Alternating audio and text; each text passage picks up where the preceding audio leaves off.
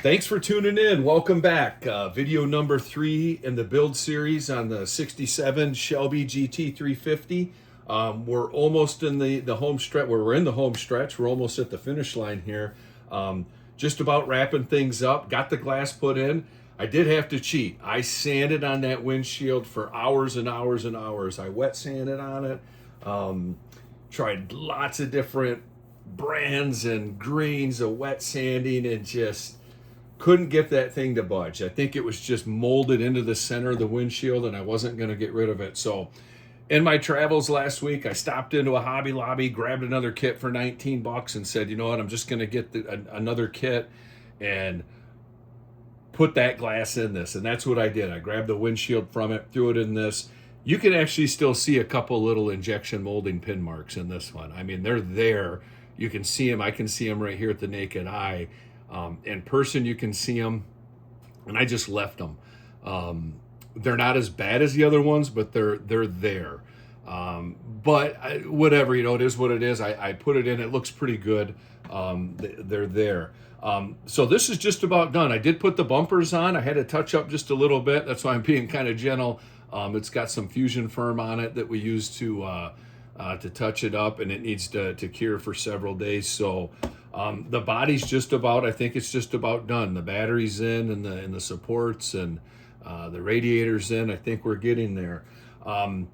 Chassis done. I did get the engine completely installed. It's all wired up, ready to go. I'm debating on the plug wires. If I'm going to move them and lay them over the valve covers, I see on a lot of the real cars, the one-to-ones, it's like that. But I kind of like those cool Cobra valve covers, and I'd kind of like to keep them like that. So we'll see. I don't know. It doesn't bother me that they're maybe not super accurate like that. So I may leave them like that because I like that view looking at it.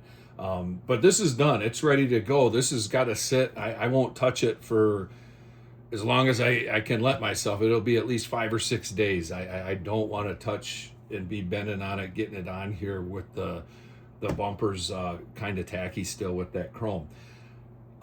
I don't think I've shown the hood. The hood I got done very early on, and I cut the scoops in and did an okay job my first attempt at it. Got it painted, tried to put some of the insulation, the padding on there, used some embossing powder.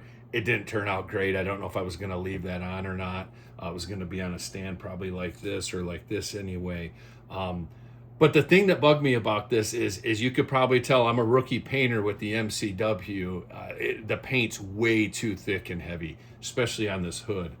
And of course, with that, it just piled up on these little hood pins here. So when I went to chrome them, they weren't already the greatest thing, and they sure as heck didn't look any better with tons of paint gobbed on them. So now they just look like a couple cues, like a music note. They're just a dot with a string. So I kind of took away all the detail in them anyway, and I didn't like the way they looked. They bothered me the minute I got this done. I actually said something to Tony Lancer the other day. I said, man, these hood pins look terrible. And the first thing he says was, yeah, I sanded them off. And I knew I should have. And so Craig from Craig's Corners, he put a video out last night, and lo and behold, he sands his off. And that just kind of pushed me over the edge. I was like, these things look bad. I didn't do a good job at them anyway. I'm sure you could build a kit and make these look good, with some practice if you're a little bit better. But I had just put way too much paint down on this hood to begin with. So with that, I had picked this kit up to, snag the glass out of that I had an issue with. And I thought, well, what the heck? This morning, last night, I had a light bulb go off and I grabbed the hood out of it. So I grabbed the spare hood and spent the morning. I cut the scoop out, and I think I did a much better job this time, second time around. So that's cool. And got her sanded up, cleaned up, and a coat of primer on her. And then let it bake in the dehydrator for a couple hours this afternoon, and just took it out for the video. So it'll go back in overnight, and I'll let it cure real well. I run my dehydrator about 104. If something's set up and it's been dry and the leveling thinner's done its job, everything's worked, then I'll maybe bump it to 113. But I like to run it at 104. That seems to be good for the model that I have. And I'll run it overnight. It'll cure, and then we'll wet sand it in the morning, and I'll probably put a coat of paint on it. So that's what I did. I took the hood pins off, obviously, though. I got I took them off. Now whether or not I'll get some aftermarket ones to put on, I don't know. I'm pretty excited coming up here in a couple of weeks. We do have the IPMS National Showdown in Fort Wayne, and I'm lucky enough to be attending. I'm only a few hours from there, and took the week off work, so I'm going down for a few days and able to do a little volunteer work, help my local club out to get some work hours for it. But I'm looking forward to it. It's the world's biggest hobby shop for 4 or 5 days, and I'm sure I could pick up a cool set of hood pins to put on. So we'll see. I'm not patient enough to wait till after then to paint this. There's no way that's happening for me. So whether or not I should or not, depending on the hood pins, I probably shouldn't, but I'm going to paint it anyway. And if I get something cool, if not, I'm just going to leave the hood plain like it is. And so be it. So that's the update on the Shelby. Going to spray this tomorrow. The body needs to sit. I'll probably let it sit most of the week. And not even touch it, and let that chrome that I touched up on the front and back bumper, and I think I had to do the handle on the other side. I had missed underneath, so I'm just going to let it set. There's the update there. One other quick update I wanted to share is I did a build for a friend, a good buddy of mine, a golf partner, a hunting buddy, and he actually owns this truck, but he doesn't own this truck. He owns a 1969 Chevy truck. He grew up in Iowa on a small farm. It was his dad's truck. His dad bought it brand new in 1969. It's a truck that him and his brothers all learned how to drive on. He was able, through his parents' estate, dozens of years ago, to able to get the truck. And about 10 years ago, had a restoration done on it. Had it painted back to this. This was the factory colors his father had ordered it in. And this is pretty much what the truck looks like. Now the difference is his is a 69. The closest I could get was a 72, and I had this kit in my stash, and this is what I was going to use, but I hated to use it because I, for one, paid quite a bit. It took me quite a while to find one of these at one of the dam shows, and then they're pricey. They were $45, $50 range, and I hated to use it, in case I screwed something up. It was the only one I had, and I was looking for another one so I could do this build just in case. And one of the cool things about joining a local model club and meeting people who have a lot more experience than you do is Tony from the model club. We were down, a group of us in Fort Wayne earlier this spring for a show, and he pointed out, I had asked him, if I was looking for one of these kits, and he pointed out that this is the exact same kit, the Coca-Cola, the 72 Chevy.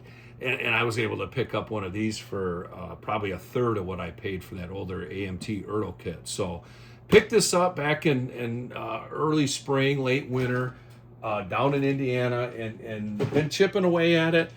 I had it about 80%, about 90% done, and then had a day or two break where this needed to dry, and the build I got going in the background I'm starting was at a drying process, and I finished putting all the chrome on. So this is all done. This is ready to go. And again, this is for a really good friend of mine, a real gracious guy who's he puts on a great event for a big group of our friends, and hosts a nice dinner every year at the end of the year after golf season.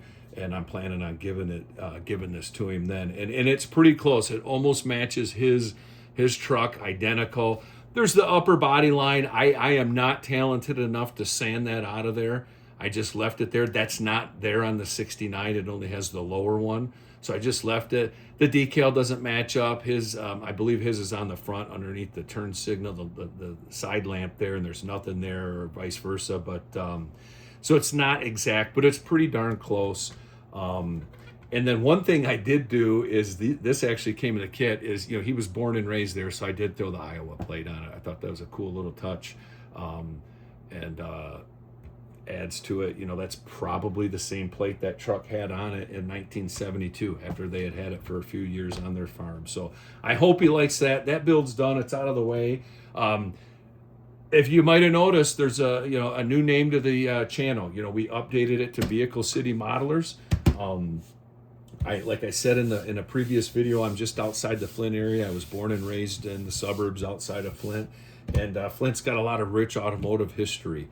There's a couple great museums. We have one of the biggest, greatest car shows in the year that's coming up in about a month in August with Back to the Bricks, and just a lot of great history and heritage. So that's what I'm going to go with, and hopefully keep just a few update builds. And I just don't build cars. One of the things after the IPMS show is I'm going to start. I have a pretty large World War II diorama I'm going to start on at the end of this summer and fall for this winter shows coming up. There's a few IPMS shows this winter, and it's going to be a multiple armor tank winter scene diorama. It's going to be pretty good size. So I'm going to build a couple tanks and put a few videos up in regards to that. And possibly, in the next couple videos, maybe I'll show you guys my workshop a little bit more and how I'm set up and do things here in my little neck of the woods. So thanks for joining. Thanks for watching the video. If you don't mind, let your friends know. Share, subscribe, all that good stuff. I'm not looking to do anything crazy, but just share what I'm doing with the model building community here in my area. So have a great rest of your weekend. Enjoy the rest of your day, and we'll talk to you next time. Thanks.